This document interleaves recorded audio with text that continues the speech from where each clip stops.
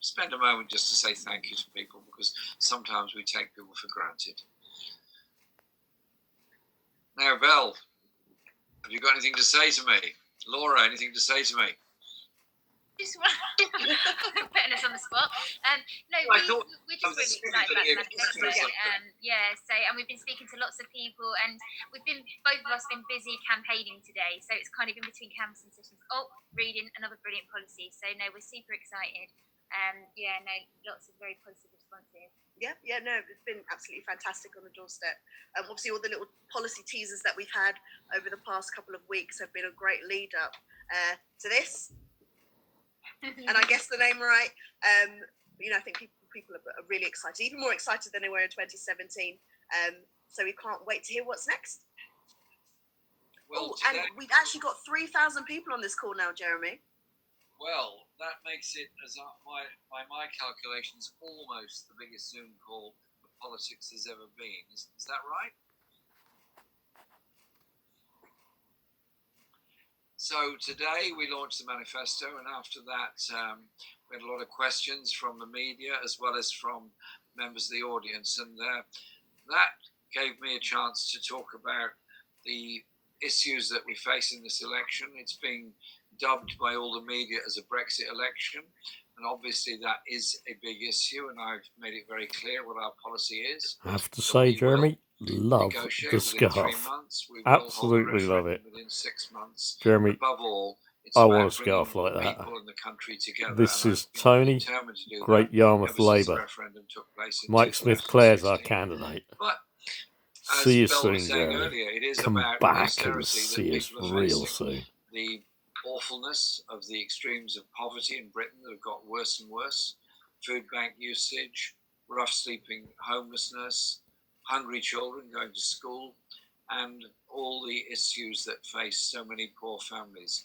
And what I pointed out in one of my answers today was that poverty is such a terrible waste of people's lives, waste of their opportunities for the future, because so many people don't achieve all they should in school because of the poverty from which they come. And so I just think we've got to make sure that we get those messages out there, that the Labour manifesto and the Grey Book that goes with it are actually a very, very serious pathway to the future. The other point is that some people don't realise that they're actually paying the price of austerity. Those in middle age who think they're relatively stable, they've got their own place, they're in work, and then they discover they've got to pay for their children to go through uni, or they've got to pay for their older parents to be looked after in social care, or a bit of both. Or somebody has to give up their job just to make sure that the person that they love is actually cared for. I think the price of austerity is massive. The last thing I'd say before we move into some more discussion is what we're doing for the future. Our future has to be about defending the natural world and the environment. It has to be about the green industrial revolution. This is something we've thought about very, very carefully. We've put a lot of planning into this. And I'm just so looking forward to going into government to put all this into practice. But also it's how we mobilise people, excite people to win this election, but also to stay involved and stay participating after the election, because we're going to need everybody working together to achieve the sort of green industrial revolution, or in the USA they call it the Green New Deal, throughout the country. And I'm very excited and looking forward to that. The numbers of people turning out and helping in the election are huge. I've been to, I think, 30 constituencies so far, and those 30 constituencies are all in different parts of the country. And tomorrow I'll be in Stoke, and I'll be here in the West Midlands. Come and see us in Great Yarmouth, Jeremy. And then going to Sheffield to question time tomorrow night, and then on Saturday I'll be in the East Midlands visiting many of the marshals there. But it is about making sure we use our time and our resources well. So the Momentum app is absolutely brilliant, where you just look for my nearest constituency that needs help, go onto the map to get that, and that will tell you not just where to go and how to get there, but where to go that your help is most needed, because we need all our activists to be well organised and well used when they arrive in those constituencies. And so the numbers of people participating in this election on the doorstep are huge. They seem to me to be bigger than they were in 2017 at the equivalent stage in the campaign. But we all know that the last 3 weeks of this election are crucial. But in reality, it's a bit less than that because the postal votes go out earlier. So let's make sure we have an absolutely huge effort this weekend in every marginal constituency all over the country to get the message out there that we've got this, our manifesto, this fantastic manifesto. We've got this, our grey book, which explains exactly how it's going to be done financially. And so that when we're on the doorstep, we're equipped with the arguments we want. But I was very struck by something that Laura was saying a bit ago. It is also about life experience and being real in what we're saying to people.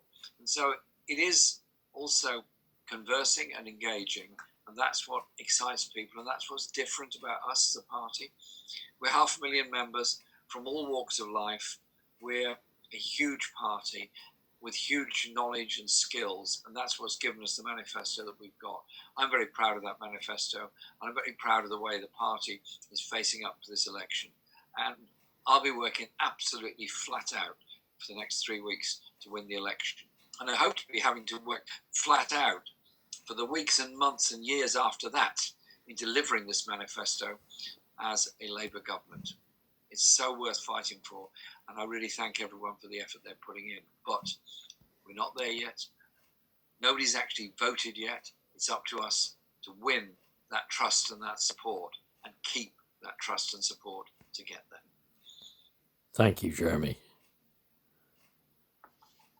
Thanks, Jeremy.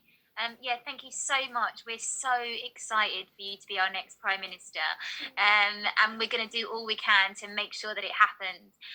But have you got a top tip for campaigning? Because we want everyone to be out this weekend. So what's your absolute top tip? Well, I'm going to tell you something first about how we deal with that. So we've got events coming up. We've got BBC Question Time tomorrow, so please all follow that.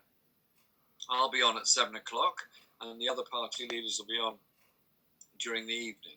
And so we want to do hashtag BBCQT, hashtag on your side, hashtag real change. It is about giving positive support to what we do.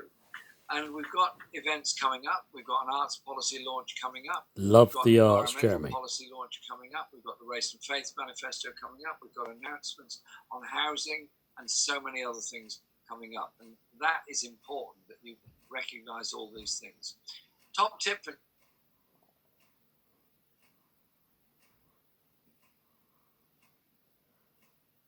campaign, people as we're going around the place, is talking to people in clubs, cafes, trains, buses, and everything else. It is giving that engagement in politics and feeding back the reaction we're getting and feeding back what actually works very well and what gets us lots of support.